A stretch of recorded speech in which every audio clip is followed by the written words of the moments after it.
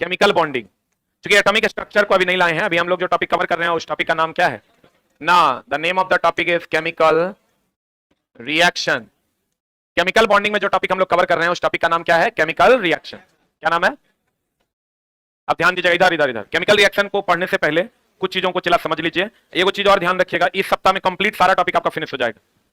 ठीक है, सारा मैथ रीजनिंग सब टीचर को बोल दिए हैं कि इस सप्ताह में आपका कंप्लीट करवा देंगे। ध्यान से समझने की कोशिश कीजिएगा। The name of the topic is chemical reaction. ठीक है ना। केमिकल रिएक्शन अलग अलग प्रकार का होता है। पहला जो होता है वो होता है संयोजन अभिक्रिया। कौन अभिक्रिया? संयोजन अभिक्रिया। थोड़ा सा जो कहीं कहीं पर फंसने वाला मामला है ना, उसी को हम लोग इसमें हाईलाइट करने वाले हैं। संयोजन अभिक्रिया का दूसरा नाम संश्लेषण अभिक्रिया भी है। डेली आपको इसका सवाल मिलता होगा टेस्ट में। संश्लेषण अभिक्रिया भी है। संयोजन अभिक्रिया का दूसरा नाम क्या है? संश्लेषण अभिक्रिया। और ये जो अभिक्रिया है, जब ए बी से जुड़ेगा तो क्या बना देगा? A B. इसके बारे में कुछ चीजों को आप थोड़ा सा डीप में समझने की चेष्टा कीजिएगा। इसमें एकल उत्पाद बनेगा। आप रिएक्शन पहचान ही नहीं पाते हैं कि यह किस टाइप का रिएक्शन है, उसी पर हम लोग ध्यान केंद्रित करेंगे आज की कक्षा में। ये एकदम सिंगल उत्पाद बनेगा। आप कहेगा कैसे? जैसे H2 प्लस O2 बराबर H2O, एकदम सिंगल उत्पाद बनेगा, डबल ट्रिपल नहीं बनेगा। यानी H2O plus Cl2 plus O2 उस टाइप का नहीं बनेगा। क्या बनेगा? क्या बनेगा? ये ध्यान रखना, ये केवल यही रिएक्शन है जिसमें सिंगल उत्पाद बनता है, बाद बाकी किसी में बनता नहीं समझा होगा? ध्यान से समझना। जैसे अगर मान लो कि आपको हम रिएक्शन देते हैं BaSO4 या रिएक्शन देते हैं Na2SO4 प्लस BaCl2, ये बना देता है NaCl प्लस BaSO4। आप कह रहा ये दोनों तो जुट रहा है तो संयोजन अभिक्रिया हो जाएगा। ध्यान दीजिएगा। बच्चे कहते हैं कि सर ए और बी जुट रहा है तो यही तो संयोजन है। नहीं, ए और बी का जुटना या ए बी सी डी का जुटना और एकल उत्पाद का देना संयोजन अभिक्रिया। अभी चला तुमको तो मजाक लगता है, हाँ जुट गया संयोजन। एग्जाम हॉल में जब आप जाओगे ना तो दो तीन ऑप्शन के बीच में आप कंफ्यूज हो जाते हो मारने में। ऑप्शन देता है 1 2 1 एंड 2, 1 2 3, 2 एंड 3। वहां आपको खोजना एकदम आसान हो जाएगा अगर आप ध्यान दें। यही एक अभिक्रिया है जिसमें सिंगल उत्पाद बनता है। आप तो सोचने की जरूरत नहीं है। अगर कोई रिएक्शन दे और उसमें एक उत्पाद बने तो वो कौन अभिक्रिया है? संयोजन अभिक्रिया है या संश्लेषण अभिक्रिया? उम्मीद करते हैं बन गया होगा, समझ गए होंगे। नहीं समझे? ये बताओ, ये संयोजन अभिक्रिया है क्या? नहीं आता, हटा देते हैं। और जब कोई चीज संयोग करता है तो कुछ देता है, कुछ देता है, मतलब ये कौन अभिक्रिया है? अब अगर दोस्त मेरे आपको कहे कि बताइए संयोजन अभिक्रिया का डिफिनेशन क्या है, हम कहेंगे जब दो या दो से अधिक पदार्थ आपस में जुटकर एकल उत्पाद का निर्माण करता है, वो कौन अभिक्रिया है? संयोजन अभिक्रिया है। आप पहचानने में दिक्कत होगा क्योंकि यही एकमात्र रिएक्शन चला ही है जिसमें सिंगल प्रोडक्ट बनता है। बोले वह नहीं करेगा। और ये उसमें छेपी है कि सोसी है? जल्दी से लिख।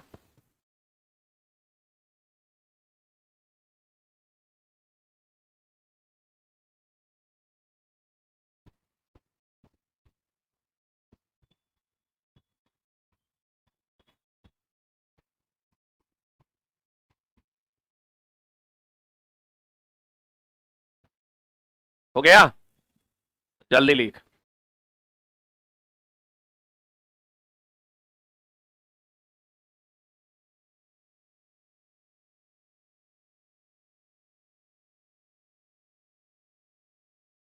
संयोजन अभिक्रिया में कैसा उत्पाद बनेगा?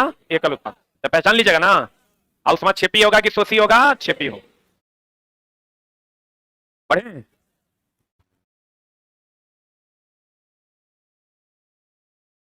पढ़े? अब देखो, एक होता है वियोजन अभिक्रिया। कौन अभिक्रिया? वियोजन अभिक्रिया। अब वियोजन अभिक्रिया का ही दूसरा नाम अपघटन अभिक्रिया है। कौन अभिक्रिया है? कौन अभिक्रिया है? अपघटन। वियोजन अभिक्रिया का दूसरा नाम क्या है? अपघटन। इसमें सिंगल उत्पाद दो या दो से अधिक उत्पाद में बदल जाता है। एक उत्पाद, हाँ उत्पाद का मतलब यहां प्रोडक्ट है। एक अभिकारक दो या दो से अधिक पदार्थ में टूट जाता। जल्दी। एक अभिकारक दो या दो से अधिक पदार्थ में टूट जाता है। एक अभिकारक दो या अभिकारक कितना होगा इसमें? रिएक्टेंट एक होगा कि दो होगा? एक होगा, तब वो टूटेगा। तो उसी को हम लोग क्या कहेंगे? कौन अभिकारक? वियोजन अभिक्रिया। वियोजन अभिक्रिया को ही दूसरा नाम क्या है? अपघटन अभिक्रिया। बताओ, चला चीनी को टूटना है तो वियोजित वियोजित होना, तो उष्मा लेगा कि देगा? देगा। लेगा, गरमाएगा तब ना टूटेगा। तो कहते हैं दोस्त मेरे, ये उष्मा शोषी अभिक्रिया है। कौन अभिक्रिया है? कौन अभिक्रिया है? उष्मा शोषी अभिक्रिया है। बाप रे, बहुत स्लो लिखते हैं जी आप लोग। अरे बाप रे बाप। कौन अभिक्रिया ये है? उष्मा शोषी। अब देखो, चला लात खा जाएगा, आगे में बैठल है, हंसता है। मोबाइल कहाँ है तुम्हारा? लाओ, व्हाट्सएप खोल के तो नहीं देना, व्हाट्सएप खोल के दो ना।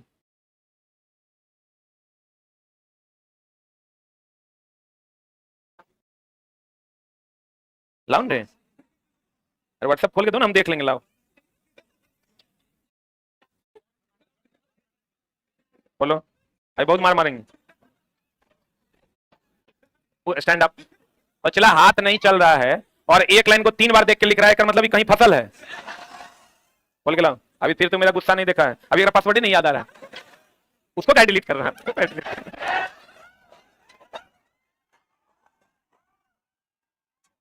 उसको उसको क्या है? एकरा में पूरा तो हाथ चल रहा है, लिखने में अगर हाथ ही नहीं चल रहा है, एकरा में पूरा ऐसे। अरे बा, अरे बा, चट्टो चटमल। खोल के दिखाओ, अभी सबको दिखाएंगे, ऐसा नहीं है। अरे जब हम लोग का तो बाल नहीं है तो टोपी लगाते हैं, अगर बाल है तो यही टोपी। स्टाइल स्टाइल स्टाइल बाबू भाई, स्टाइल। चट्टा पढ़ने आया तो यही सब, ये वो लाइन ही लिख रहा है। चला बहुत मार मारेंगे अभी, चिन्ह मारेंगे, फुटबॉल बना देंगे। चुट्टा एकरा 3-5 बार देखा है, एकरा हाथे नहीं चल रहे हैं, चुरवा है सब। अरे चला हम लोग एक बार में देख के बता देंगे कि कुकर्म कर रहा है। बैठो, क्लास के बाद थोड़ा हम बतियाते हैं। चला वो कैसे लिख रहा है, देखो, एक क चुट्टा चुरवा। एक अभिकारक 2 या 2 से अधिक पदार्थों में टूट जाना क्या कहलाता है? उष्मा शोषी अभिक्रिया। सही है, उष्मा शोषी। ये जो है दोस्त मेरे, वियोजन का ही दूसरा नाम क्या है? अपघटन अभिक्रिया। वियोजन का दूसरा नाम क्या है? अपघटन। नेक्स्ट, अब देखना, इसका एग्जांपल है जो तुमको एकदम खूब पूछता है। एक तो CaCO3, ये टूट जाएगा CaO प्लस CO2 में। दूसरा लेड नाइट्रेट, PbNO3 सबसे ऊपर में था। माई बाप को रखो ना सबसे ऊपर में, अभी लतियाएंगे तो रुकना।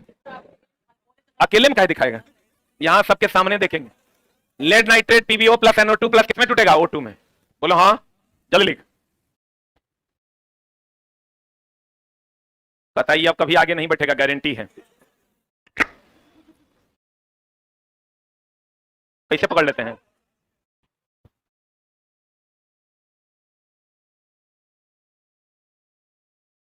देखो चला, ई है लेड एसीटेट। कभी कभी क्वेश्चन पूछता है लेड एसीटेट कि बताइए लेड नाइट्रेट के बदले हम लोग क्या यूज करते हैं? Lead acetate.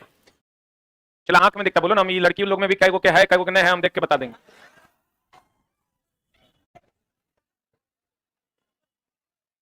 छोड़ो अब काहे करो परेशान, सब काम करो चला, लेकिन पढ़ाई एकदम ध्यान से करो। लेड नाइट्रेट के बदले हम लोग किसका यूज कर सकते हैं? लेड एसीटेट का। क्लियर है?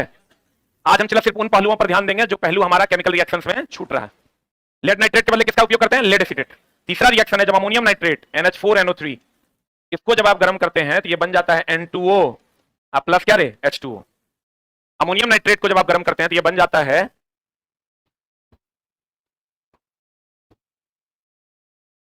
N2O plus H2। पढ़े? NH4NO3 N2O प्लस H2O में बढ़ जाएगा। हो गया? अब आ जाओ दोस्त मेरे, विस्थाप। उष्मा छेपी उष्मा शोषी तो जानता होगा, जो उष्मा देगा उष्मा छेपी, और जो उष्मा लेगा। तो दोस्त मेरे, उष्मा छेपी थोड़ा सा पढ़ लो ना तो गड़बड़ा जाएगा। उष्मा छेपी हम हमेशा बच्चों को बताते हैं, उष्मा छेपी होता है जब अम्ल, क्षार, डिटर्जेंट, अम्ल, क्षार, डिटर्जेंट, सीमेंट, ये सब जब जल से अभिक्रिया करेगा ना, ये उष्मा छेपी अभिक्रिया होगा, उष्मा देगा। अम्ल, क्षार, डिटर्जेंट, सीमेंट, ये सब जब जल से अभिक्रिया करेगा तो क्या देगा? चूना। ये सब उष्मा छेपी अभिक्रिया।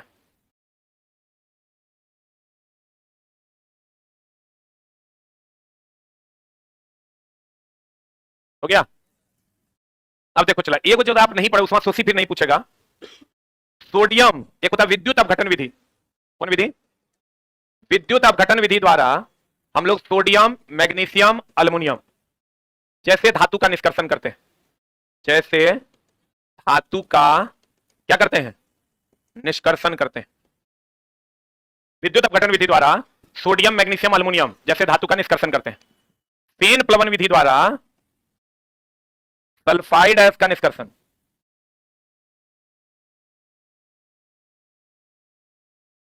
सल्फाइड अयस्क का निष्कर्षण, फेन प्लवन विधि द्वारा सल्फाइड अयस्क का निष्कर्षण। और ये जो चला हेबर विधि है, हेबर विधि से क्या बनाते हैं? लेकिन दोस्त मेरे इसका ध्यान रखना, हेबर विधि से अमोनिया बनाते हैं और ये उत्क्रमणीय अभिक्रिया है। N2 जब H2 से अभिक्रिया करेगा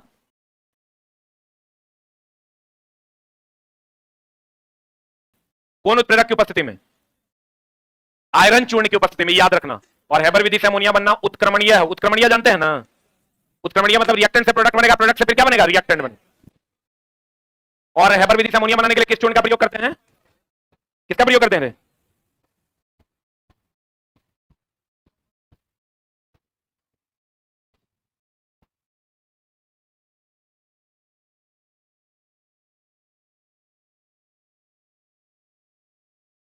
हेबर विधि से जो अमोनिया बनाते हैं इसमें कौन चूर्ण का प्रयोग करते हैं? आयरन चूर्ण का।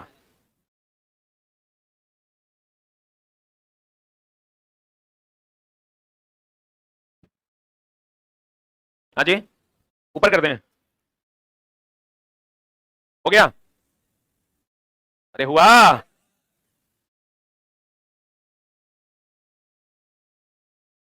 कितना तुम जल्दी लिखेगा तो मोबाइल तो बाबूजी के पास अब जाएगा। हाँ, कोई दिक्कत कैसे रहेगा? तुम जैसे नालायकों से किसी को कोई दिक्कत हो सकता है? कुछ नहीं, सबके सामने खोल दो ना। क्या है, मेरा मोबाइल है, कोई देख लो, क्या फर्क पड़ता है? कुछ तो है। खाली कुछ नहीं करना, बाबूजी को फोन कर कहना है कि आपका बेटा जो है ना बहुत बढ़िया बढ़िया काम कर रहा है। इस बार नोबेल इसी के नाम है। 5 नंबर में आते हैं दोस्त मेरे, विस्थापन अभिक्रिया। कौन अभिक्रिया? विस्थापन अभिक्रिया की अगर बात करोगे तो विस्थापन अभिक्रिया 2 प्रकार का। कौन कौन? एकल विस्थापन और कौन अभिक्रिया? द्विविस्थापन। द्विविस्थापन अभिक्रिया का ही दूसरा नाम कौन अभिक्रिया है? कौन अभिक्रिया है?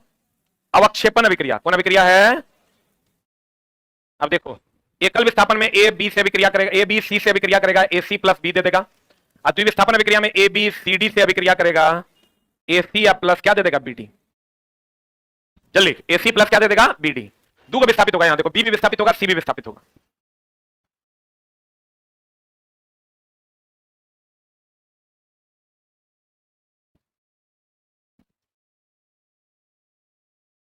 ए बी सी से अभिक्रिया करेगा, ए सी प्लस बी देगा। और ए बी सी डी से अभिक्रिया करेगा, ए सी प्लस क्या देगा? B D. देखो अभी लिख के तैयार है। हो गया? अरे छोटा, अरे हुआ। अब देखो, अगर हम, आपके पास शायद एक क्वेश्चन भी होगा, बेरियम क्लोराइड वाला एक क्वेश्चन है, ये है कि नहीं? ये क्वेश्चन देख लीजिएगा, होगा सोडियम सल्फेट और बेरियम क्लोराइड वाला। Na2SO4 अब प्लस BaCl2, ये देता है BaSO4 अब प्लस NaCl, और ये सफेद अवक्षेप है। क्या है ये? सफेद अवक्षेप है। Na2SO4 BaCl2 से विक्रिया करेगा, BaSO4 प्लस NaCl दे देगा। और ये BaSO4 कैसा अवक्षेप है? सफेद। ये द्विविस्थापन विक्रिया भी है, अवक्षेपन भी है। लेकिन अगर दोनों ऑप्शन में दे देगा तो क्या मारेंगे? अवक्षेपन। क्या मारेंगे?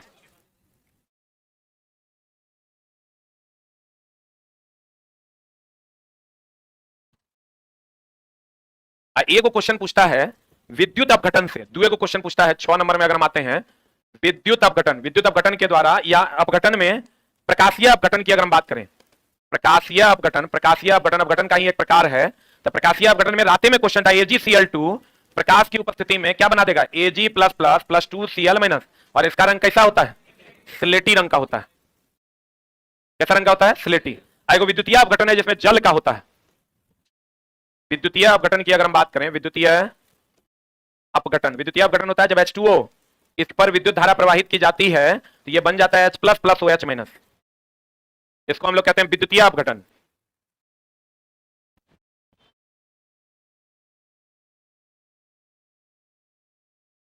क्या कहते हैं इसको, विद्युतीय अपघटन, जब H2O H प्लस और OH माइनस में टूट जाता है।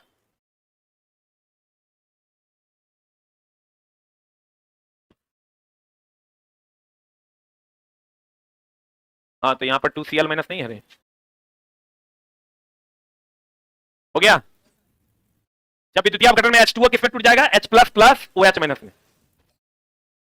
अगला 7 नंबर चलते हैं, उदासीनीकरण अभिक्रिया जानते हैं, ये तो सबको पता होगा। उदासीनीकरण अभिक्रिया, अम्ल इसी को निष्प्रभावीकरण अभिक्रिया कहते हैं। अम्ल क्षार आपस में अभिक्रिया करेगा और लवण प्लस क्या बना देगा, जल। लवण प्लस क्या बना देगा, जल। अम्ल क्षार आपस में अभिक्रिया करेगा और लवण और जल। एक मिनट इसको पहचानने का कैसे पहचानिएगा, अब ध्यान दीजिएगा, यहां अधिकतर जल, अगर एक प्रोडक्ट के बाद दूसरा प्रोडक्ट जल हो तो 99% चांस है वो अभिक्रिया कैसा अभिक्रिया होगा, उदासीनीकरण, जल्दी। अगर एक प्रोडक्ट के बाद दूसरा प्रोडक्ट जल हो तो वह अभिक्रिया उदासीनीकरण अभिक्रिया है।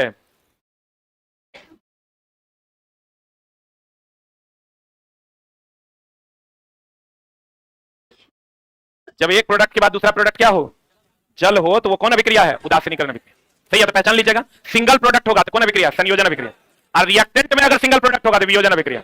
और अगर प्रोडक्ट में एक प्रोडक्ट के बाद जल हो तो वो अभिक्रिया कौन अभिक्रिया, उदासीनीकरण अभिक्रिया। कौन अभिक्रिया, उदासीनीकरण अभिक्रिया का उदाहरण है। और देखो 8वां है क्लोर क्षार अभिक्रिया।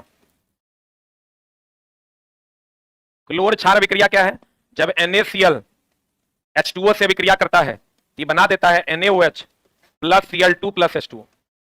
इसको कहते हैं दोस्त मेरे क्लोर क्षार अभिक्रिया, क्योंकि यहां क्लोरीन है, यहां OH है, क्षार है। इसको कौन अभिक्रिया कहते हैं, क्लोर क्षार अभिक्रिया।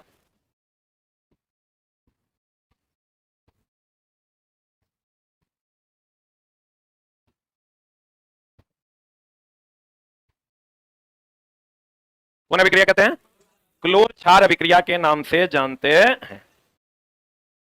कौन अभिक्रिया कहते हैं, क्लोर क्षार अभिक्रिया। क्यों कहते हैं, क्लोरीन है और ये क्या दे रहा है, क्षार, इसी को हम लोग क्या कहते हैं, क्लोर क्षार अभिक्रिया। क्लियर है, अरे बोलो। अब देखो चला, संपर्क विधि से क्या बनता है, संपर्क विधि से बनता है H2SO4। अब फेन उत्प्लवन विधि से भी तुरंत बताएं, कौन, सल्फाइड एस। हेबर विधि से क्या बनता है, अमोनिया। हेबर विधि से क्या बनता है, अमोनिया। सिंगल प्रोडक्ट बनेगा तो कौन अभिक्रिया, संयोजन। एक रिएक्टेंट टूटेगा, सिंगल रिएक्टेंट टूटेगा, वियोजन। एक प्रोडक्ट के अलावे जल होगा, कौन अभिक्रिया, उदासीनीकरण। एक गुण और जान लो, अवक्षेपण का।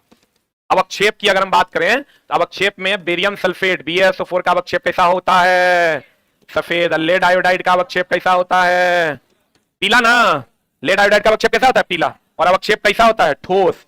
ठोस रूप में होता, बताओ, ठोस यानी पत्थर से कभी गैस निकलेगा, तो अवक्षेप से गैस नहीं निकलता। क्या नहीं निकलता, गैस नहीं निकलता, गैस नहीं निकलता। और यह अघुलनशील है जल में कि घुलनशील है, जल में अघुलनशील है। ये वो चीज और ध्यान रखना, कैल्शियम ब्लीचिंग पाउडर जिसको आप कहते हैं CaOCl इंटू Cl, फीका पीला पाउडर है। कैसा पीला पाउडर है, फीका पीला पाउडर है। आंशिक रूप से जल में घुलनशील है, आंशिक रूप से जल में घुलनशील है। कैसा पाउडर है, फीका पीला। कौन गैस देता है, अरे कौन गैस देता है, क्लोरीन गैस देता है।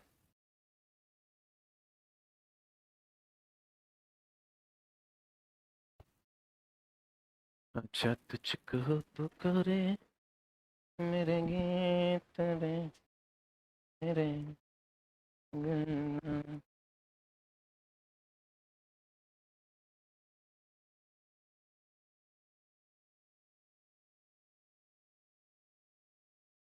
हो गया।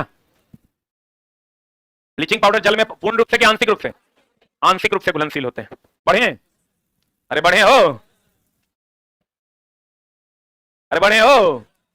अब बताइए, ये बोला नहीं रे, 1 घंटा से लिखेगा, यहां हम बैठल रहेंगे, जल्दी जल्दी लिखना। बताओ, जलीय पोटेशियम आयोडाइड तथा जलीय लेड नाइट्रेट, एनसीईआरटी एग्जाम्पलर का क्वेश्चन।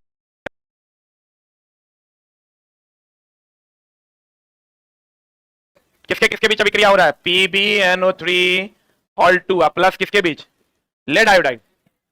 हाँ पोटेशियम आयोडाइड, पोटेशियम आयोडाइड ना। ये बना देता है दोस्त मेरे PbI2 प्लस KNO3। PbI2 कैसा रंग होता है, पीला अवक्षेप देता है। और हम बोले हैं लेड नाइट्रेट के बदले क्या यूज कर सकते हैं, क्या यूज कर सकते हैं, लेड एसीटेट। अब बताओ क्या होगा, लेड नाइट्रेट के मध्य द्विविस्थापन अभिक्रिया में लेड आयोडाइड का पीला अवक्षेप बनता है। क्वेश्चन एक हो रहा है कि लेड नाइट्रेट और पोटेशियम आयोडाइड के बीच जब अभिक्रिया होता है, पोटेशियम आयोडाइड के बीच जब अभिक्रिया होता है, KI के बीच जब अभिक्रिया होता है तो लेड आयोडाइड का पीला अवक्षेप बनता है। इस प्रक्रिया को करते समय यदि लेड नाइट्रेट उपलब्ध ना हो तो निम्नलिखित में से लेड नाइट्रेट के स्थान पर किसका प्रयुक्त किया जा सकता है? बताएं। अभी लेड नाइट्रेट के समान ही कौन है? Lead acetate. अगर आप क्लास के पहले सेकंड से जुड़े होंगे तो सही है। What is answer? B for ball. NCERT में चलाई दिया हुआ है। तापीय अपघटन भी बताएं। बताओ NH4NO3 इसको जब तापीय अपघटन करवाओगे तो क्या आ जाएगा? N2O plus H2। What is answer? बताएं ना अभी। ए की बी किसी, देखो तापीय अपघटन कर रहा है, सिंगल प्रोडक्ट है कि मल्टीपल, सिंगल रिएक्टेंट है कि मल्टीपल रिएक्टेंट है? Single reactant. Answer HNO3। इतना से हम बोले एक प्रोडक्ट के साथ अगर जल हो, कौन अभिक्रिया? अपघटन होगा नहीं क्योंकि यहां सिंगल प्रोडक्ट होना चाहिए था। बोलो। अब संयोजन होगा नहीं क्योंकि इस साइड सिंगल प्रोडक्ट होना चाहिए था। बताओ तो अपघटन में रिएक्टेंट में सिंगल प्रोडक्ट, अब संयोजन प्रोडक्ट में सिंगल प्रोडक्ट। पता नहीं बुझा रहा है कि नहीं? अगर अपघटन होगा तो इस साइड में सिंगल प्रोडक्ट टूटेगा और संयोजन होगा तो जुट के सिंगल प्रोडक्ट बनेगा। तो यहां तो संयोजन मेन समस्या क्या है, चला इसको बच्चा पढ़ तो लेता है, इक्वेशन का एक पहचान ही नहीं पाता, कंफ्यूज कर जाता है क्योंकि उसको KNO3 के बारे में पता नहीं है कि लवण है। हम तुमको ये तो पता है, तुमको OH क्षार है, HNO3 अम्ल है, लेकिन हमेशा अम्ल और क्षार जुट के यही थोड़े देता है, अलग अलग अभिक्रियाएं हैं। आप खाली ये देखिएगा एक प्रोडक्ट के बाद अगर जल है तो वो कौन अभिक्रिया है? उदासीनीकरण। रेडॉक्स तो अम्लीय, ऑक्सीकरण अपकरण दोनों अभिक्रिया। अगला टॉपिक यही पढ़ना है हम लोगों को, बता देंगे वहां। कौन सी धातु में विद्युत अपघटन द्वारा प्राप्त की जा सकती है? सोडियम, मैग्नीशियम और एल्युमिनियम। सही है, लिखा भी दिए हैं। Sodium sulphate Na2SO4 barium chloride के साथ अभिक्रिया करता है तो क्या बना देगा? अरे क्या बना देगा? PaSO4 plus Na। बताओ क्या होगा? हम बोले तो ये द्विविस्थापन अभिक्रिया होगा। ये तो सफेद अवक्षेप न देता है। हम अभी आपको क्या पढ़ाएं कि सफेद अवक्षेप देता है, अवक्षेपन अभिक्रिया है, लेकिन ये एक प्रकार का अवक्षेपन अभिक्रिया द्विविस्थापन अभिक्रिया भी तो है। What is the answer? C. अगर अवक्षेपन रहता तो पहला ऑप्शन की दूसरा ऑप्शन, पहला ऑप्शन क्या होता? अवक्षेपन। अवक्षेपन नहीं है इसलिए दूसरा ऑप्शन क्या हो जाएगा? द्विविस्थापन अभिक्रिया।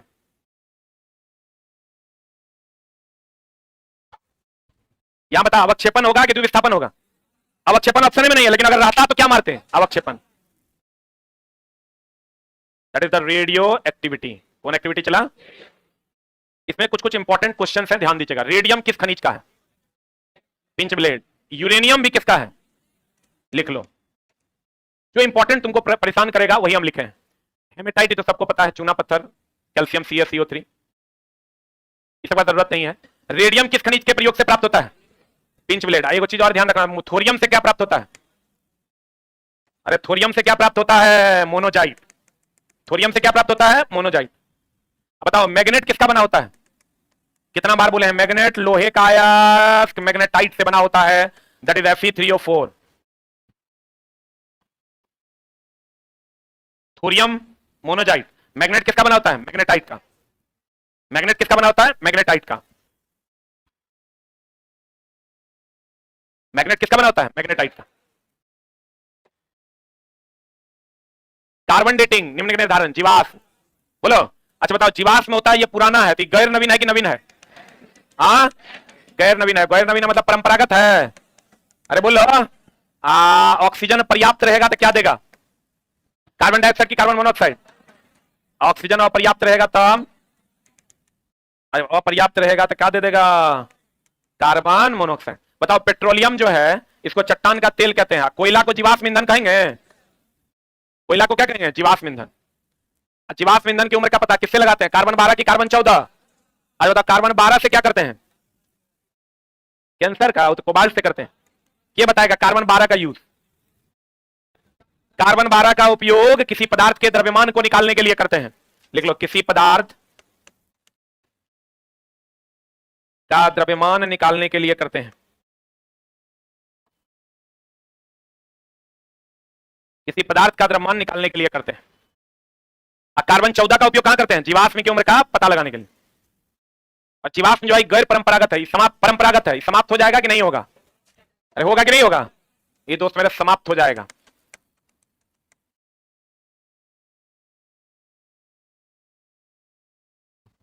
आ रहा है तुम्हारा मैसेज? हाँ, करण नहीं सर, अभी घर में लोग हैं। हाँ रात में ब्रेकअप हुआ है? ये ब्रेकअप कुछ होता है? रात जब होने लगता है 3-4 बजे जाता नींद लगता है, लोग ब्रेकअप कर लेता है।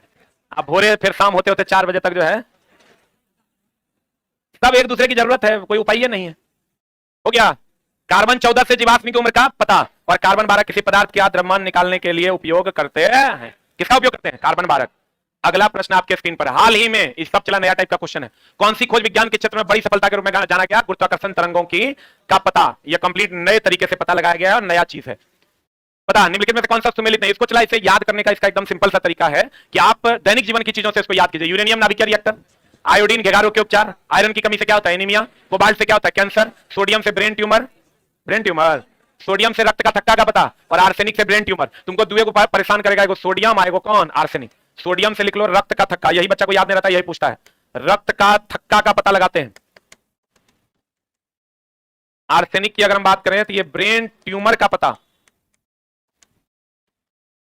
ब्रेन ट्यूमर का पता।